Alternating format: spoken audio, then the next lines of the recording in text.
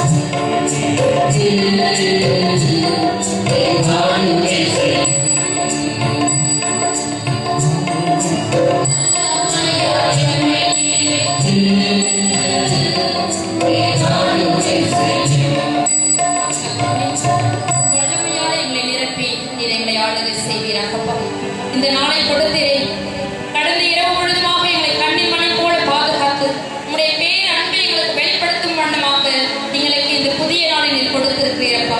உம்முடைய வாக்கு பிழறாமை நாங்கள் உணரும் பொருட்டு ஒவ்வொரு நாளுடைய தேவைகளை எங்களுக்கு சந்தித்து எங்களை போஷித்து எங்களை குடிக்க தண்ணீரையும் அப்பத்தையும் ஆசீர்வதித்து வழி நடத்துகின்ற உம்முடைய மேலான கிருபைக்காக நாங்கள்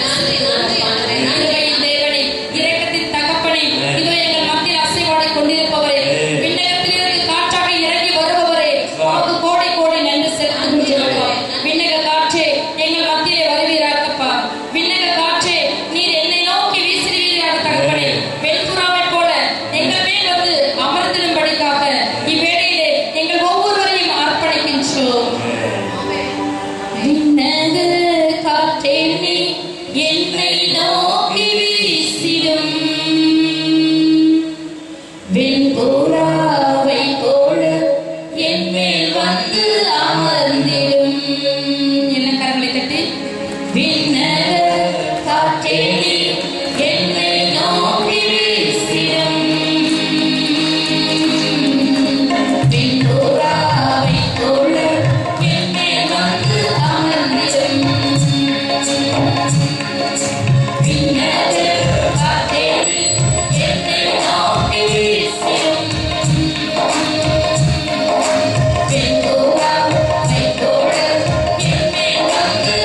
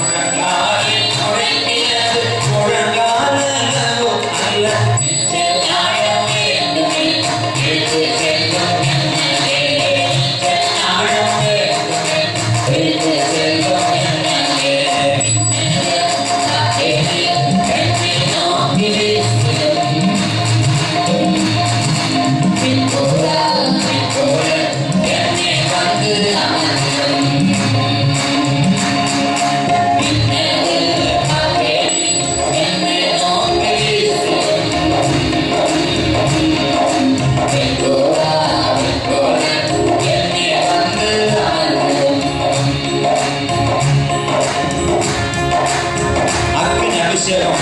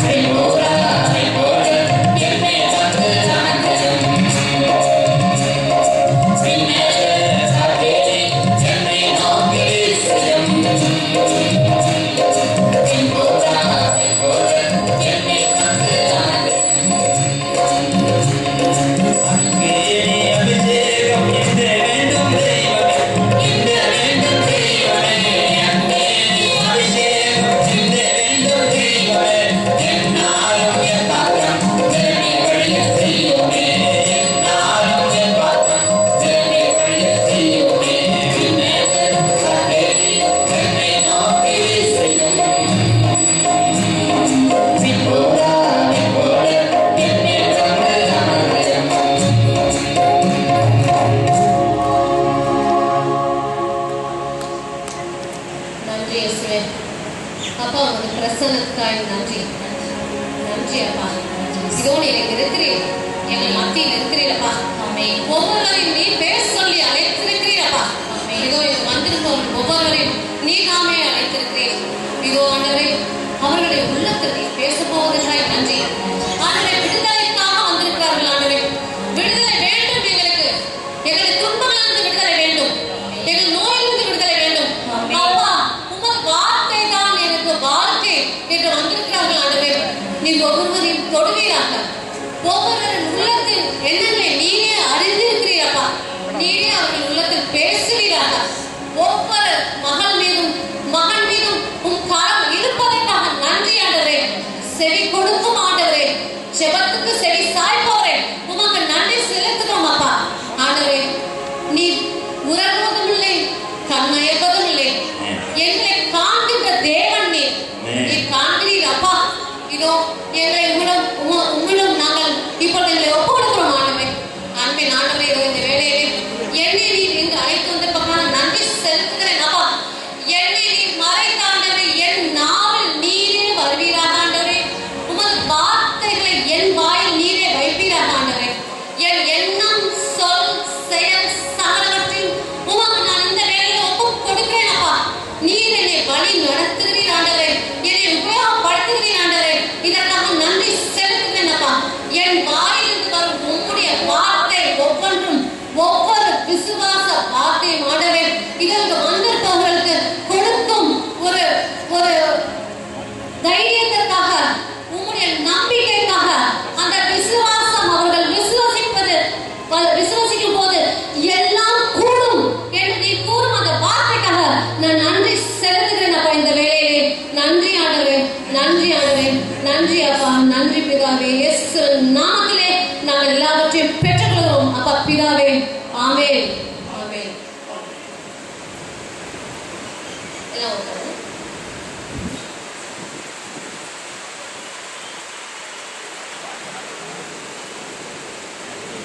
இந்த நாள்ல நம்ம இங்க வந்திருக்கிறோம் இல்லையா? எதற்காக வந்திருக்கிறோம்? ஆண்டவர் அழைத்திருக்கிறார். எதுக்கு உங்களுக்கு அந்த ஆசை வந்தது? இன்னைக்கு இங்க வரணும் அப்படின்ற ஆசை உங்களுக்கு எப்படி ஏற்பட்டது? ஆண்டவர் மேல ஆண்டவர் நம்ம எதை பேச போறாரு. நான் அவரோட நான் இங்க இருக்கணும், அவரோட நான் நேரம் செலவிடும் போது ஆண்டவருடைய வார்த்தை எங்கிட்ட பேசும்போது நான் அவரோட பேச போறேன். அவர் கூப்பிட்டு இருக்காரு. அந்த ஆசையை நம்ம மனசுல அவர் தான் வச்சிருக்காரு. அந்த ஆசையை வா அப்படின்ற ஆசையை அவர் தான் வச்சிருக்காரு. அவர் உன்னை பெயர் சொல்லி அழைத்தேன் அப்படின்னு எழுதியிருக்கார். ஒவ்வொருவருடைய பேரும் அவருக்கு தெரியும். நம்முடைய பெயரை அவருடைய உள்ளங்கையில் பொறித்து வைத்திருக்கிறார். அவருக்கு நம்மை பற்றி எல்லாம் தெரியும். அதனால நம்ம இங்க வந்திருக்கோம். இப்போ என்ன சொல்ல போறாங்க, என்ன செய்தி? எத்தனையோ மன கஷ்டங்களோட, கவலைகளோட, ஏக்கங்களோட இங்க வந்திருப்பீங்க. எல்லாவற்றுக்கும் இன்றைக்கு விடுதலை. ஆண்டவருடைய வார்த்தை உங்களை, அந்த உண்மை உங்களுக்கு விடுதலை கொடுக்கும். ஹல்லேலூயா, ஹல்லேலூயா, ஹல்லேலூயா. விடுதலை நாள் இது. ஆமென். நம்ம இன்னைக்கு என்ன பண்ண போறோம்னா, விவிலியத்துல இருந்து ஒரு வசனத்தை எடுத்து, இது எத்தனையோ முறை நீங்க படிச்சிருப்பீங்க, கோயில்ல வாசிக்கிற கேட்டிருப்பீங்க. ஆனா இன்னைக்கு அதோட உண்மையை புரிந்து கொண்டு, அந்த அர்த்தத்தை புரிந்து கொண்டு விடுதலை கிடைக்க போறோம். என்ன வசனம்? 2 கொரிந்தியர் 10ஆம் அதிகாரம் 3 to 5 வரை வசனம். 2 கொரிந்தியர் எடுத்துருக்க 2 கொரிந்தியர் 10ஆம் அதிகாரம் 3வது வசனம். நாங்கள் உலகில் தான் வாழ்கிறோம். நாங்கள் உலகில் தான் வாழ்கிறோம். நாம எங்க வாழ்றோம்? உலகில் தான் வாழ்றோமா? நல்லா தெரியுமா? நிச்சயமா தெரியுமா? நாம எங்க வாழ்றோம்? நாங்கள் உலகில் தான் வாழ்கிறோம். எனினும் எங்கள் போராட்டம் உலகை சார்ந்தது அல்ல. அது என்னது? நாங்கள் உலகில் தான் வாழ்கிறோம், எனினும் எங்கள் போராட்டம் உலகை சார்ந்தது அல்ல. எப்படி? நம்ம உலகத்துல தான் வாழ்றோம். நீங்க தான் சொன்னீங்க, இப்ப நம்ம உலகத்துல தான் வாழ்றோம் அப்படிதான் வசனம் சொல்லுது. நாங்கள் உலகில் தான் வாழ்கிறோம், எனினும்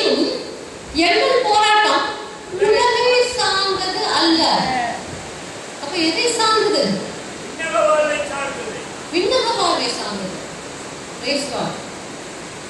அடுத்த வசனம் வாசிங்க. எங்கள் போராட்டத்தில் நாங்கள் பயன்படுத்தும் கருவிகள் உலக சார்ந்தவை அல்ல, மாறாக அவை கடவுளின் வல்லமையால் அரண்களை தகர்த்தெறியக்கூடியவை. இப்போ முதல்ல என்ன பார்த்தோம்? நம்ம இந்த உலகத்துல தான் வாழ்றோம். ஆனா நம்மளோட போராட்டம் உலகை சார்ந்தது அல்ல அப்படின்னு பார்த்தோம். அவர் விண்ணக வாழ்க்கையை சார்ந்தது அப்படின்னு சொன்னாங்க. அது வந்து ஒரு பார்ட் ஆஃப் இட் தான். அது வந்து முழு ஆன்சர் இல்ல. விண்ணக வாழ்க்கை சார்ந்தது தான். அது வந்து எப்படி சொல்றேன்னா முழுமையா சொல்றேன். ஆனா அதுக்கப்புறம் சின்னதா அது என்ன விஷயம், விண்ணக வாழ்க்கை சார்ந்தது என்ன அப்படின்னு சொல்லி நம்ம படிக்கணும். ஹல்லேலூயா.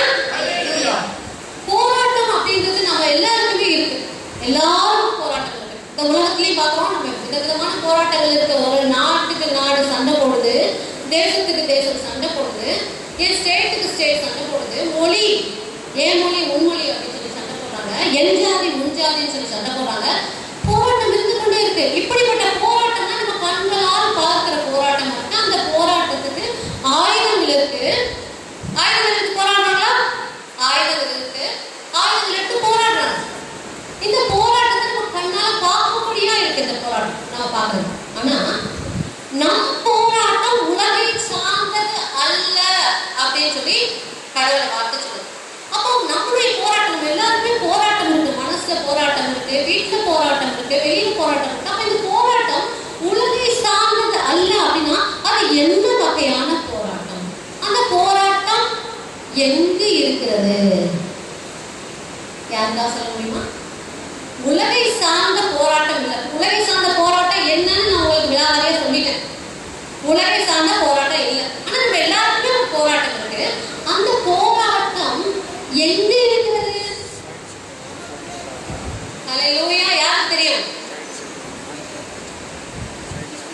நம்முடைய சிந்தையில் இருக்கிறது. ஹல்லேலூயா. ஹல்லேலூயா. இந்த போராட்டம் எங்க இருக்கிறது? நம்முடைய சிந்தனையில் இருக்கிறது. உலகை சார்ந்தது அல்ல நம் போராட்டம்.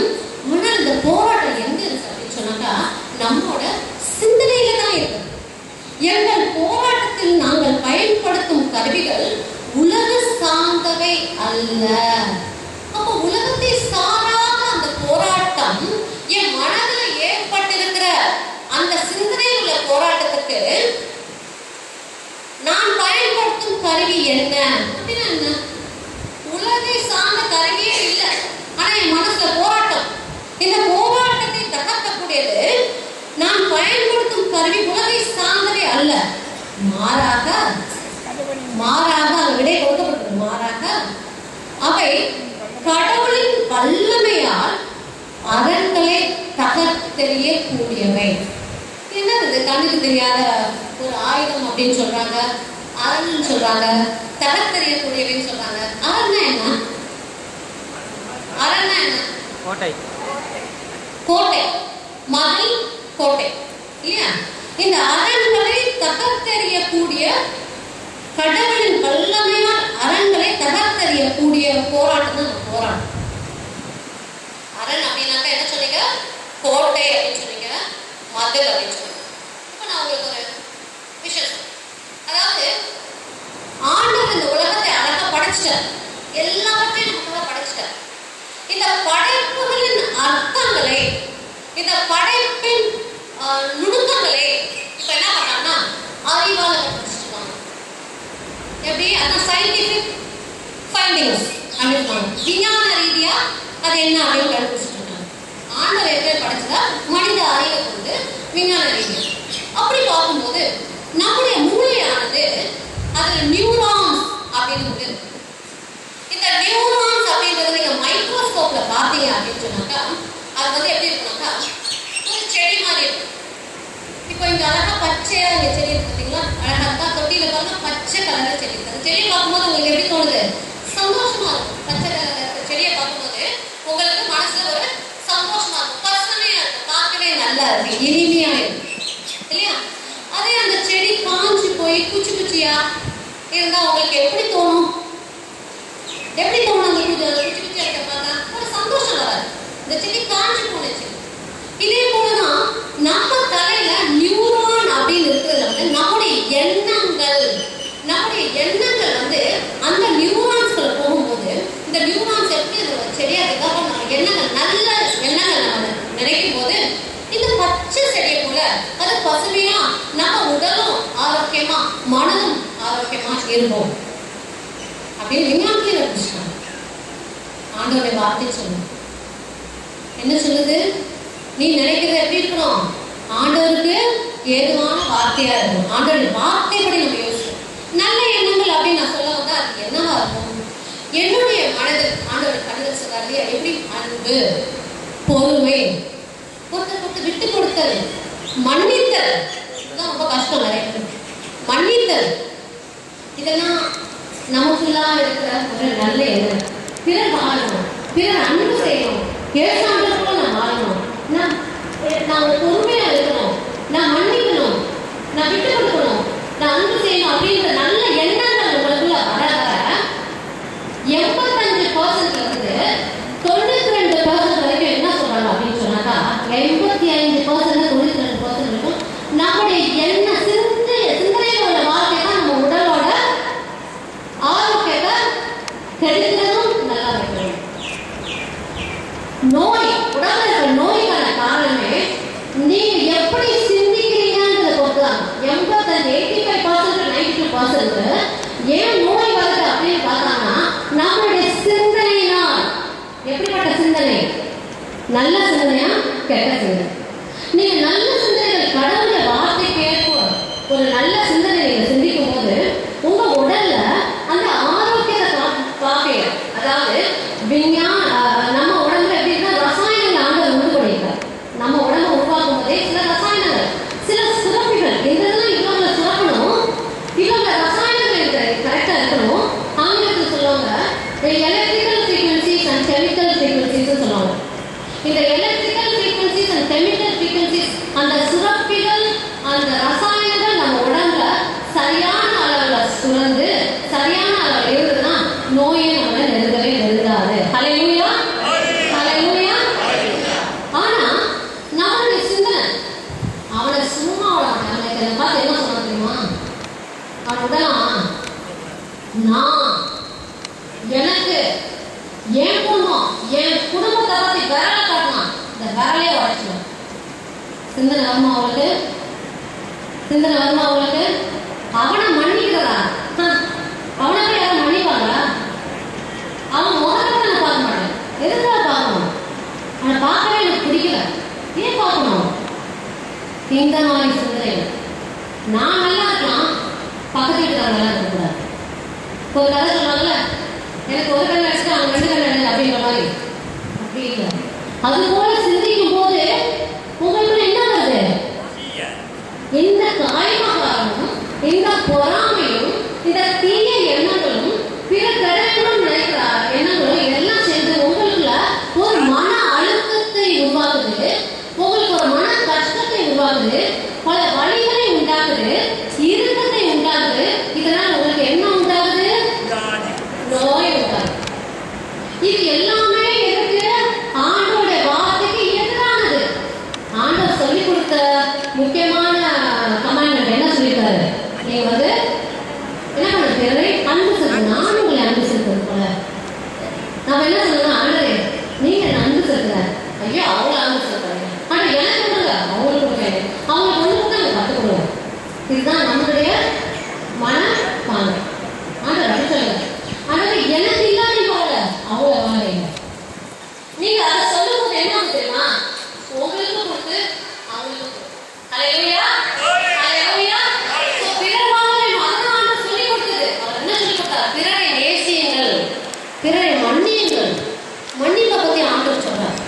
மனம் திரும்புங்கன்னு சொல்றாரு, மன்னியுங்கன்னு சொல்றாரு. இது 2 முக்கியமானது அவர் சொல்லி கொடுத்தாரு. இந்த மன்னிப்பு அப்படின்னு வரும்போது நிறைய பேருக்கு நிறைய கஷ்டமா இருக்கு. மன்னிக்கவே முடியல, தூக்கமே வரல, மன்னிக்கவே முடியல. எப்படி மன்னிக்க முடியும்? இந்த எண்ணங்கள், இந்த மன்னிங்கள். ஆண்டோட வார்த்தைக்கு நம்ம செவி கொடுத்து ஆண்டோட வார்த்தைப்படி நம்ம நடக்க ஆரம்பிக்கும் போது, அவருக்கு கீழ்ப்படிதல் உள்ளவங்களா நம்ம வாழும்போது என்ன ஆகும்? நம்ம பிறரை மன்னிக்க முடியும். ஹல்லேலூயா. அப்ப அதனால நம்ம என்ன பயன் பெற்றுக் கொள்கிறோம்?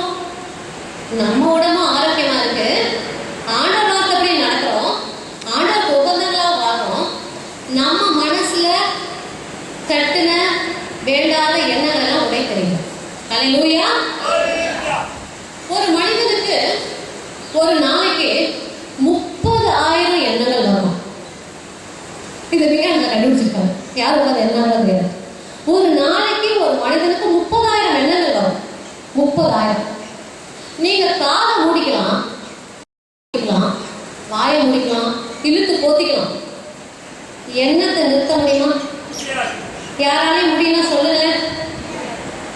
சொல்றாங்க, என்ன பண்ணிட்டு இருக்காங்க? சும்மா தான் உட்கார்ந்துருக்கேன். சும்மா உட்கார்ந்துருக்கவே முடியாது. ஹல்லேலூயா. யாராலையும் சும்மா உட்கார்ந்துருக்கவே முடியாது. எப்படி உட்கார்ந்துருப்பாங்க? எண்ணிக்கொண்டே இருப்பாங்க. ஒரு எண்ணம் இல்லைன்னா இன்னொரு எண்ணம், அதை நிறுத்தவே முடியாது. எனக்கு ஒருத்தரை பிடிக்கல அப்படின்றப்ப அந்த எண்ணம் வரணும். அந்த எண்ணத்தை கத்தி கொண்டு வெட்டி போட முடியுமா? துப்பாக்கி எடுத்து சுற்ற முடியுமா? அந்த எண்ணத்தை குறைத்து போட முடியுமா? என்ன பண்ண முடியும்? அந்த எண்ணம் வந்து கொண்டே தான் இருக்கும். நீங்க கண்ணு மூடி உட்கார்ந்துருந்தாலும், கதை கேட்டாலும், எது பண்ணினாலும் உங்களுக்கு அந்த எண்ணம் வந்து கொண்டே இருக்கு. எண்ணத்தை நம்மளால நிறுத்த முடியாது. ஹல்லேலூயா. அப்போ வருகின்ற எண்ணங்களை நம்ம என்ன பண்ணணும்? அந்த எண்ணங்களை நம்ம சீர்தூக்கி பார்க்கணும். ஏன்னா நம்ம மூளை எவ்வாறு ஆண்டவர் உருவாக்கி இருக்கார் அப்படின்னா, நம்ம என்ன எண்ணங்கள் எல்லாமே நம்ம மூளைக்குள் அரணாய் கோட்டையாய் கட்டுப்படியாய் ஆண்டவர் நம்ம மூளையை படைச்சிருக்கார். நம்ம நினைச்சிருக்கோம் என் மூளை, அதாவது கையில கால ஒரு அடிபட்டுருச்சு அப்படின்னா சடான அந்த செய்தி எங்க போவோம்? மூளைக்கு போவோம். மூளைக்கு போனா எனக்கு வலிக்குதுன்னு எனக்கு தெரியுமா?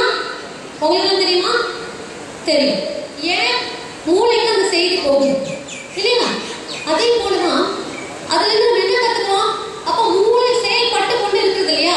மூளை தான் உடலை இயக்குறது அப்படின்னு நம்ம நினைச்சிட்டு இருக்கோம். இல்ல, நம்ம மனசு தான் மூளையை இயக்கி கொண்டிருக்கிறது. மூளைக்கும் மேலாக நம்மளுடைய எண்ணங்கள், நம்முடைய மனதுதான் மூளையை இயக்கி கொண்டிருக்கிறது. ஹல்லேலூயா. அப்ப எனக்குள்ள வர ஒவ்வொரு எண்ணமும் எனக்கு அரணாக மாறுகிறது என்றால், அது ஒரு மதிலாக மாறுகிறது என்றால், அது எப்படிப்பட்ட எண்ணங்களுக்கு நான் காண வேண்டும்? அது எப்படிப்பட்ட எண்ணம்னு சீர்தூக்கி பார்க்க எனக்கு தெரியணும். நான் ஒரு கிறிஸ்தவன் அப்படின்னா, இயேசு கிறிஸ்து ஆண்டவரை ஆண்டவர் வார்த்தைப்படி நடக்கிறேன் அப்படின்னு நம்ம சொன்னா, என்னுடைய எண்ணம் எப்படிப்பட்ட எண்ணமாக இருக்கிறது நீங்க சீர்தூக்கி பார்க்க வேண்டும். ஹல்லேலூயா. அந்த எண்ணத்தை வரவிடாமல் தடுக்க வேண்டியது நமது கையில் இருக்கிறது. ஹல்லேலூயா. அப்போ அந்த எண்ணம் எனக்குள்ள அந்த அரணாக மாறுது அப்படின்னா, எனக்கு ஒருத்தரை பிடிக்கல, எனக்கு ஒருத்தமே பொறாமனா, அது எனக்குள்ள ஒரு அரணாக மாறி நிற்கிறது. அந்த அரணை நான் உடைக்க வேண்டும். நமக்கு அரண் உருவாக்க முடியாது. ஏன் மூளையை உருவாக்கணும் அப்படின்னா, அது ஆண்டவருடைய வார்த்தையை கேட்டு அந்த வார்த்தையின்படி நம்ம அரண்களை உருவாக்க வேண்டும் என்ற எண்ணத்துலதான் ஆண்டவர் நமக்கு அது போல படைத்தார். ஆனா நம்ம என்ன பண்றோம்? வருகின்ற தேவையற்ற எண்ணங்கள் எல்லாம் அரணாக மாற்றி, அந்த அரண்களை கோட்டையாக மாற்றி, அந்த கோட்டைக்குள்ள நம்மளே என்னவா இருக்கிறோம்? ஒரு கைதியாக உட்கார்ந்து கொள்கிறோம். பயம் இருக்கா? வெளியே போறதுக்கு பயம், பல காரியங்களை செய்யறதுக்கு பயம், பேசுறதுக்கு பயம். இந்த பயம் அப்படின்றது எப்படி வருது அப்படின்னாக்கா, ஒரு அரணாக நீங்க கட்டிக்கிறீங்க. பிறர் சொன்னது, ஐயோ அந்த பக்கத்து வீட்டுல, அந்த பக்கத்து தெருவுல இப்படி ஒரு நோய் வருதுன்னா, அந்த நோயில 2 நாள் செத்து போயிட்டாங்க. கேட்டோடனே உங்களுக்கு என்ன வருது? பயம் வருது. அப்ப அந்த பயத்தை நீங்க வாங்கி, அந்த பயத்தை நீங்க உங்களுக்குள்ளாக வைத்துக் கொள்ளும்போது அது என்னவாக மாறுகிறது? அரணாக மாறுகிறது. அப்போ நீங்க என்ன ஆகுறீங்க? அந்த பயத்துக்குள்ளாகவே வாழ்றீங்க. அந்த பயத்துக்குள்ளாக நீங்க கைதியா இருக்கிறீங்க. எப்படி ஒரு எலி போய்க்குள்ள மாட்டிக்கிட்டு திருன்னு முடிச்சிட்டு இருக்கோம், அது போல நம்ம எல்லாம் என்ன பண்றோம்? ஒவ்வொரு அரணா வேண்டாத அரணா கட்டி கொண்டு அந்த அரண்களுக்குள்ளாக நம்மளே கைதியாக உட்கார்ந்துட்டு இருக்கோம். இப்படிப்பட்ட வாழ்க்கை தேவையா? இல்லை. அப்ப நம்ம எப்படி வாழணும்? எப்படிப்பட்ட அரணை நம்ம தலையில கட்டணும்? அப்ப இதை எப்படி தப்பு தெரியும்? நீங்கள் ஏற்கனவே அரண்களை கட்டிவிட்டீர்கள். கெட்ட பழக்க வழக்கங்கள், தீமையான எண்ணங்கள், அடுத்த கெட்டுப்போன நினைச்சது, அவனை மன்னிக்க மாட்டேன்னு சொன்னது, இப்படி பற்பல காரியங்கள் நமக்கு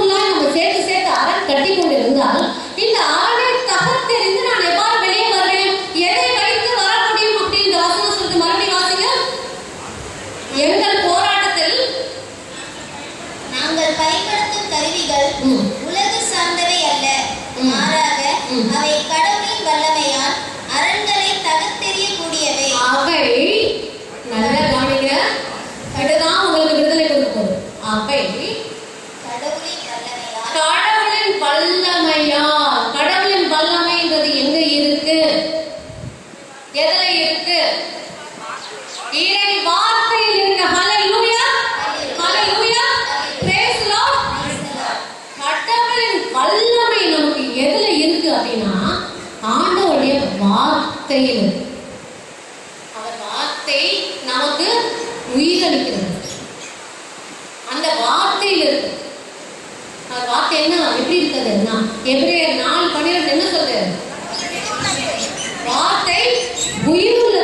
கடவுளுடைய வார்த்தை உயிருள்ளது, ஆற்றல் வாய்ந்தது, இரு பக்கமும் வெட்டக்கூடிய எந்த வாளையும் கூர்மையானது, ஆன்மாவையும் ஆவியையும் பிரிக்கும் அளவுக்கு குத்தி ஊடுருகிறது, எலும்பு மூட்டையும் மஜ்ஜையையும் அவ்வாறே ஊடுருவுகிறது, உள்ளத்தின் சிந்தனைகளையும் நோக்கங்களையும் சீர்தூக்கி பார்க்கிறது.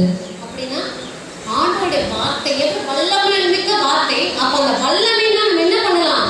இந்த அரண்கள் நமக்குள்ள இறக்கப்பட்டுக்கும் அரண்கள் எண்ணங்களையும் சிந்தனைகளையும் சீர்தூக்கி பார்க்கணும். எண்ணம் சிந்தனை ஆண்டவருக்கு நம்ம முழுசா தெரியும். உங்களால் எதையுமே மறைக்க முடியாது. ஹல்லேலூயா. அவர் கண்களுக்கு நம்ம வெளிப்படுத்துறோம். அவருக்கு எல்லாம் தெரியும். நீங்க இன்னைக்கு என்ன நினைக்கிறீங்க, நாளைக்கு என்ன நினைக்க போறீங்க, நேத்து என்ன நினைச்சீங்க, எல்லாமே அவருக்கு தெரியும். ஹல்லேலூயா. அப்போ அந்த எண்ணங்களையும் சிந்தனைகளையும் சீர்தூக்கி பார்க்க வல்லது இயேசு. அந்த வார்த்தை யாரு? வார்த்தையானவர் யாரு? இயேசு கிறிஸ்து. வார்த்தை மனு உருவானது. அப்ப வார்த்தை யாரு? வார்த்தை இயேசு கிறிஸ்து ஆண்டவர். அப்ப அந்த வார்த்தை நம்மளை சீர்தூக்கி பார்க்க முடியும். கூரான வாளை போல என்ன பண்ண முடியும்? குத்தி பார்க்க முடியும். அப்ப அந்த வார்த்தைக்கு எவ்வளவு ஒரு வல்லமை இருக்கு. வல்லமை தந்திருக்கிறார் ஆண்டவர்.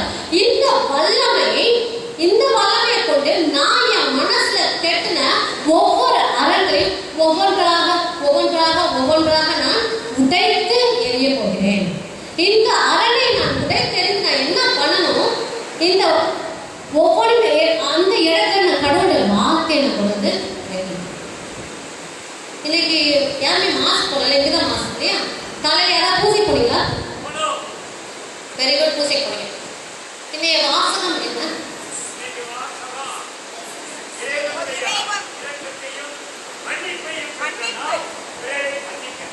சரி, அது சரி, வெரி குட். ஸோ மன்னிப்பை பற்றி தான் இன்னைக்கு வாசகம் இல்லைங்களா? சரி, இப்போ அவர் சொன்னாரு, எத்தனை பேர் ஞாபகம் இருக்கு? நேற்று என்ன வாசகம்? யாரும் ரெஃபர் பண்ணக்கூடாது. நோ, யார் பைபிள் எடுத்து பார்க்குறாரு? நேற்று என்ன வாசகம்? யாரும் ரெஃபர் பண்றீங்க? அதாவது இதை நான் என்ன சொல்ல வரேன் அப்படின்னாக்கா, பூசைக்கு போறோம், கேட்போம். ஃபர்ஸ்ட் ரீடிங் கேட்போம், செகண்ட் ரீடிங் கேட்போம், காஸ்பல் ரீடிங் கேட்போம், ஃபாதர் பேசுன அந்த சர்மன் கேட்போம். ஆனால் வீட்டுக்கு வந்தோம்னா மறந்து போயிடும்.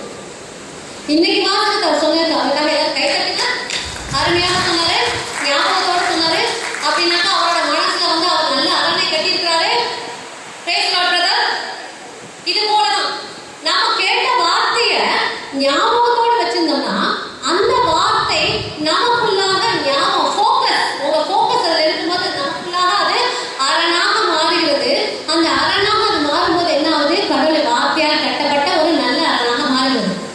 இப்போ மற்றவங்களுக்கு அந்த ஞாபகம் இருக்காது. ஏன் இருக்காது அப்படின்னா அந்த ஃபோக்கஸ் அங்க இல்லை. இன்னைக்கு பூசைக்கு போய் என்ன பிரசன வாசல் அந்த நேரத்தில் நம்மளோட என்ன வேலையா போயிருக்கலாம். நேற்று என்ன வாசல் அதோட ஞாபகம் நமக்கு இல்லாம இருக்கலாம். ஏன் அப்படின்னு அதே சமயத்துல 4 வருஷத்துக்கு முன்னாடி நல்ல கேளுங்க, 4 வருஷத்துக்கு முன்னாடி உதாரணத்துக்கு என்னோட இன்னா என்ன இப்படி சொன்னாங்க ஞாபகம் இருக்கா? எத்தனை பேருக்கு ஞாபகம் இருக்கு? நேற்று சொன்னதில்ல, 4 வருஷம், 10 வருஷம், ஏன் 25 வருஷம், எத்தனை பேருக்கு ஞாபகம் இருக்கு? எல்லாருக்கும் ஞாபகம். அதை நினைக்கும் போதே என்னை பத்தி அவங்க எப்படி சொன்னாங்க தெரியுமா? கண்ணு கண்ணுல கண்ணீர் வரும், அடுத்தாப்புல கோபம் வரும். வருமா வரா? நீங்க வரலன்னு மட்டும் சொல்லிருந்தீங்கன்னு வச்சுக்கோங்களேன், உங்களை எல்லாரையும் போய் இப்ப ஃபாதர் காசு எடுக்க முடிச்சிருக்கேன். ஹல்லேலூயா.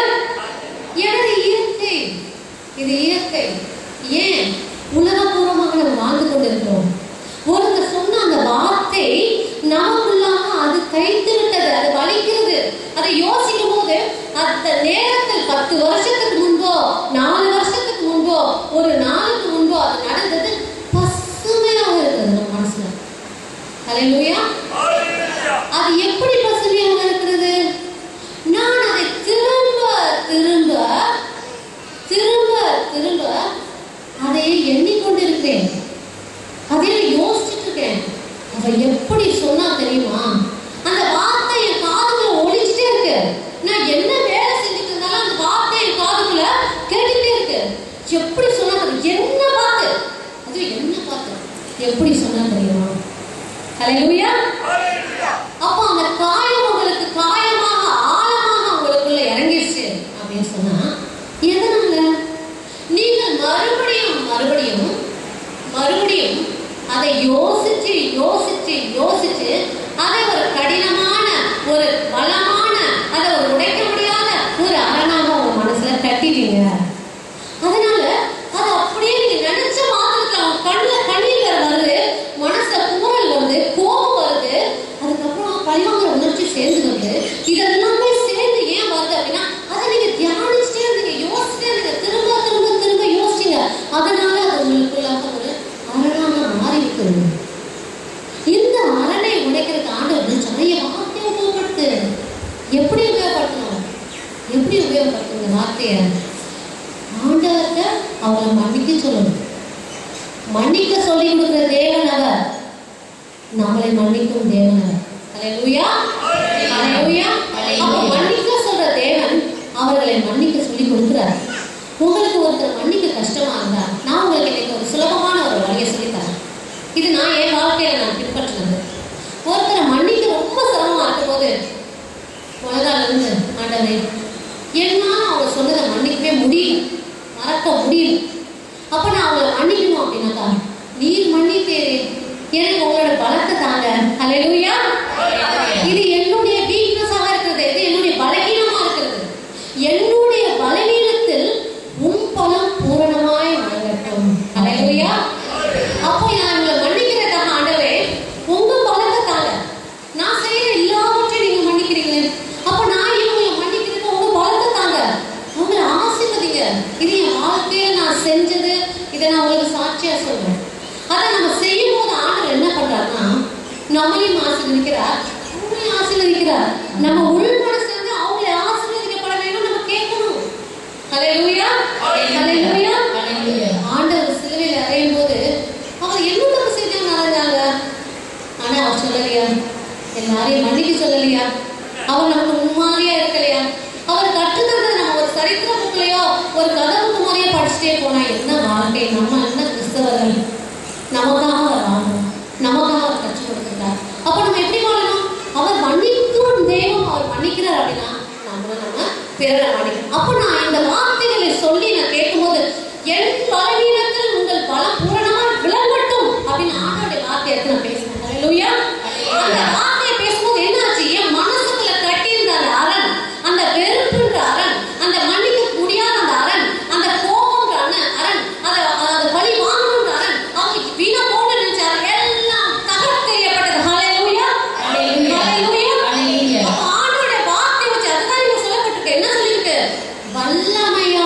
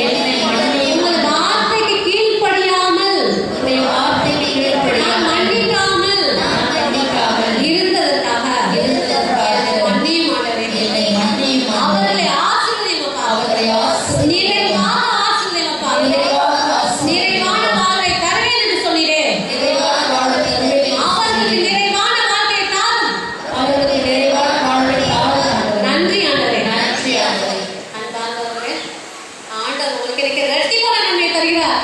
ஹalleluya. நீங்க செய்த ஜெபத்திற்கு உங்களுக்கு இன்னைக்கு இரட்டிப்பான நன்மை. உங்களுக்கு எதெல்லாம் தடையா நின்னுச்சோ அந்த தடைகள் இன்னைக்கு உடைந்து விட்டது. ஹalleluya. ஹalleluya. எதற்காக நீங்க வந்தீங்களோ அது உங்களுக்கு கிடைத்து விட்டது. ஹalleluya.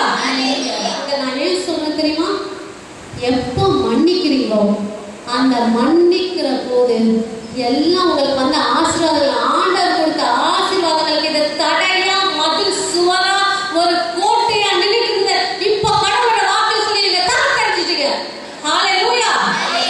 அந்த கோட்டை உடைந்ததுனால அவருடைய ஆசீர்வாதங்கள் நிறுத்தப்பட்டிருந்தது இந்த கோட்டையில. அதெல்லாம் இப்ப உங்களுக்குள்ள வந்து கிடைத்து விட்டது, உங்களுக்கு கிடைத்து விட்டது. நன்றி ஆண்டவரே, நன்றி ஆண்டவரே. தடைகள் விலகியதற்காக நன்றி. என் ஜெபத்திற்கு நீ செவி கொடுத்ததற்காக நன்றி. ஜெபத்திற்கு விடை கொடுத்ததற்காக நன்றி ஆண்டவரே. பெற்றுக்கொண்டேன் என்று விசுவாசிக்கிறேன் ஆண்டவரே. அறிக்கையிடுகிறேன் அப்பா. ஹalleluya. ஹalleluya. ஹalleluya. நம்ம பாட்டு பண்ணலாமா? எழுதுன்னு இந்த நம்பிக்கை நமக்கு இப்போ நம்ம மன்னித்தோட நமக்கு கிடைத்து விட்டது இந்த நம்பிக்கை. இதை கையை உயர்த்தி எழுந்து நின்று ஒரு பாடல்.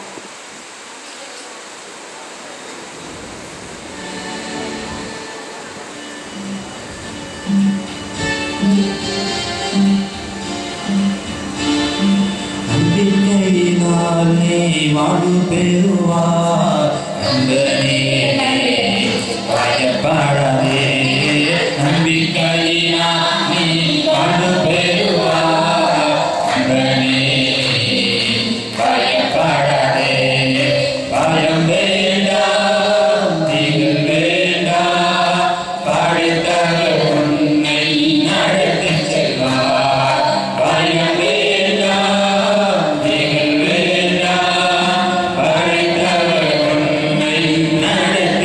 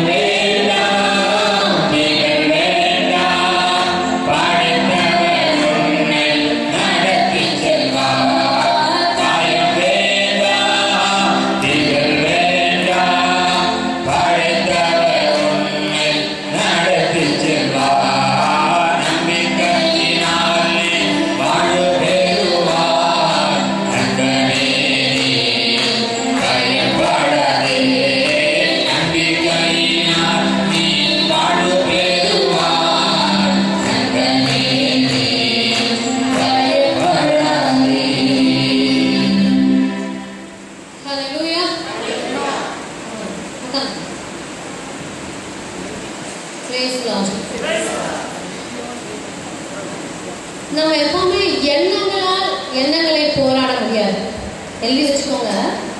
நம்முடைய எண்ணங்களை போராட முடியாது. ஏன்? இந்த நீங்க பாம்பும் கழுகும் சண்டை போட்டு பார்த்துருக்கீங்களா? பாம்பும் கழுகும் சண்டை போட்டு யாராவது பார்த்துருக்கீங்களா? பார்த்ததில்லை. நான் சொல்றேன். பாம்பும் கழுகும் பார்த்தீங்கன்னா, கழுகுக்கும் நல்ல ஒரு பலம் உண்டு, பாம்புக்கும் பலம் உண்டு. ஆனா இந்த பாம்பானது என்ன பண்ணும்? தரையில ஊந்து போகும்போது கழுகு வந்து சண்டை போட்டுச்சுன்னா கழுக கொத்தி பாம்பு கழுக கொன்னுடும். கழுகால ஜெயிக்க முடியாது. ஏன் ஜெயிக்க முடியாது அப்படின்னா, பாம்புக்கு தரையில வந்து பலம் அதிகம். இந்த கழுகுக்கு அது நல்லா தெரியும். இந்த கழுகு என்ன பண்ணும் அப்படின்னா, வானத்துல இருந்து பார்க்கும், ஒரே செகண்ட்ல 2 கிலோ வரும், வந்து அந்த பாம்பை தூக்கிட்டு சண்டை போட்டுருக்கு. எப்படி? அதாவது தரையில கருகன்னு சொல்லுவாங்க, கருகன்னு சொல்லுவாங்க. அப்போ அது தரையில இருந்து தூக்கிட்டு போயிடுச்சுன்னா இந்த பாம்புக்கு பவர் இல்லை, அதாவது சண்டை போட முடியாது, அது சக்தி இழந்துடும். அப்போ அந்த கழுகு தான் ஜெயிக்கும். எப்போ பாம்பு தரையில இருந்து வானத்தை தூக்கிட்டு போயிடுச்சோ அந்த நேரத்துல என்ன ஆயிடுது அப்படின்னாக்கா, பாம்புக்கு அதோட பவர் இழந்து போயிடுது, அதுக்கு சக்தி இல்லாம போயிடுது. கழுகுதான் அதை ஜெயிக்கும். இது நல்ல இப்போ பாம்பு கழுகு கதை நான் சொன்னேன், கேட்டீங்க இல்லையா? இதுதான் நம்ம வாழ்க்கைக்கும்.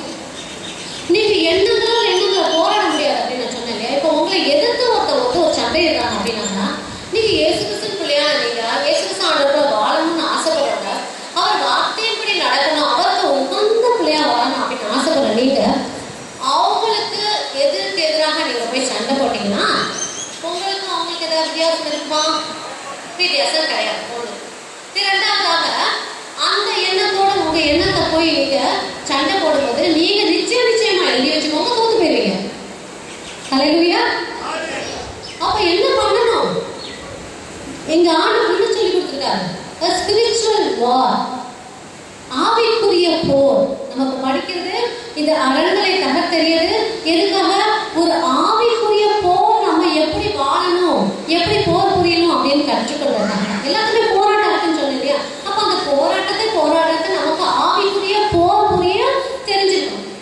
அப்ப அந்த ஆவிக்குரிய போர் எப்படிப்பட்டது? என்னை எதிர்த்து வர அவங்கள நான் வந்து எதிர்த்து என்னத்தால என்ன சண்டை போட போறதில்ல. ஆனா ஆண்டவருடைய வார்த்தை, அவங்க எதிர்த்து வர, அவங்க எதனால, அவங்க எதாரையும் ஏவப்பட்டு அவங்க ஒரு கோபத்தினால, அந்த கோபம் யாருக்கிட்ட இருந்து வருது? சாத்தான்கிட்ட இல்லையா? தீயவண்டது தான் வருது. அப்ப அந்த கோபமோ என்ன காரணமோ அது ஒரு தீய சக்திக்கு வரதுனாலதான் அவங்க நம்ம எதிர்த்து வராங்க.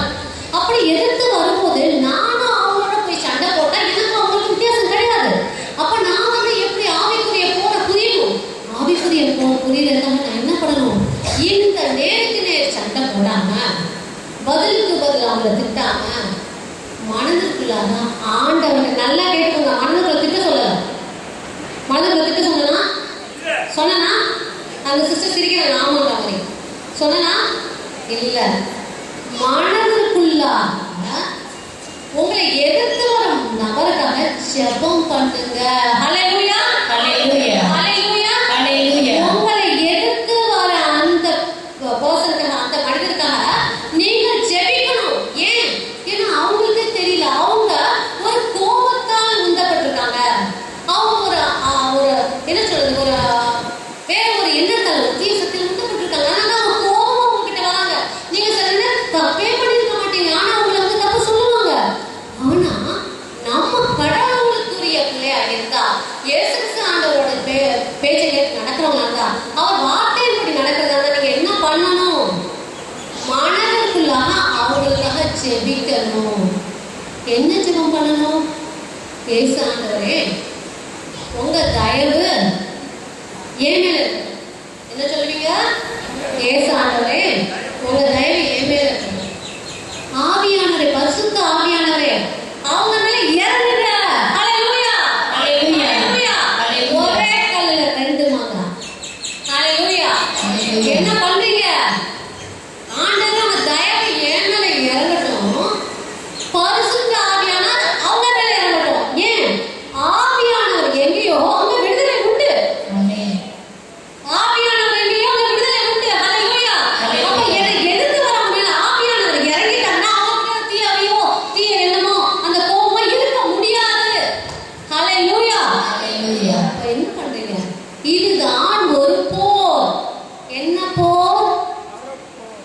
என்ன போர்? ஆவிக்குரிய போர். இப்படியாக நீங்க செய்யும் போது என்ன ஆகுது? இதுல நீங்க ஜெயிச்சிருவீங்க. எப்படி? ஆண்டவருக்கு ஏற்ற பிள்ளையா வாழ்றீங்க. உங்களை எதிர்த்து வரவங்கள நீங்க எதிர்த்து அடிக்கல, உங்களை எதிர்த்து வரவங்கள நீங்க எதிர்த்து பேசல, அவங்களுக்காக ஜெபிக்கிறீங்க. இதுதான் வாழ்க்கை. இப்படி வாழ்ந்தாதான் நீங்க தைரியமா சொல்லலாம், வாழ்வது நான் அல்ல, இயேசு கிறிஸ்து எனக்குள்ளாக வாழ்கிறார். ஹalleluya, ஹalleluya. அப்பதான் உங்களால சொல்ல முடியும். ஹalleluya. எத்தனை பேருக்கு சொல்ல ஆசை? வாழ்வது நான் அல்ல, எனக்குள்ளாக இயேசு கிறிஸ்து வாழ்கிறார், ஆண்டவர் வாழ்கிறார். இத சொல்லணும்னு ஆசைப்பட்டீங்கன்னா இன்னைக்கே ஒரு தீர்மானம் எடுங்க. என்ன தீர்மானம்? யார் என்கிட்ட கோபித்துக் கொண்டாலும், யார் என் மேல கோபம் வந்தாலும், யார் எனக்கு தீமை செய்தாலும் நான் அவர்களுக்காக ஜெபிப்பேன். ஆமென். ஹalleluya, ஹalleluya. இன்னைக்கு விடுதலை கிடைக்குதா? எப்பொழுது நம்ம உண்மையை தெரிந்து கொள்கிறோமோ அப்பொழுது நமக்கு விடுதலை கிடைக்கும். நமக்கு உண்மை தெரியணும்னா நம்ம விவிலியத்தை படிக்கணும். நம்ம படிக்கிறோமா? படிப்போம். காலையில் எழுந்திரிச்சு படிச்சோம்னு சொல்லுவோம். தியானிக்கிறோமா? தியானிச்சோம்னு சொல்லுவோம். ஆனா என்ன தியானிச்சிங்க அப்படின்னு கேட்டா, யோசித்தேன், மறுபடியும் படிச்சுட்டு சொல்லுங்க அப்படின்னு சொல்லுவோம். யோசுவா 1:8 ஆண்டவர் என்ன சொல்றாரு? யோசுவா 1:8 என்ன சொல்றாரு? இந்த புத்தகத்தை உன் முன்னின்று அகற்றாமல் இரவும் பகலும் இதில் தியானம் செய்து இதில் எழுதியுள்ள அனைத்தையும் இதில் எழுதியுள்ள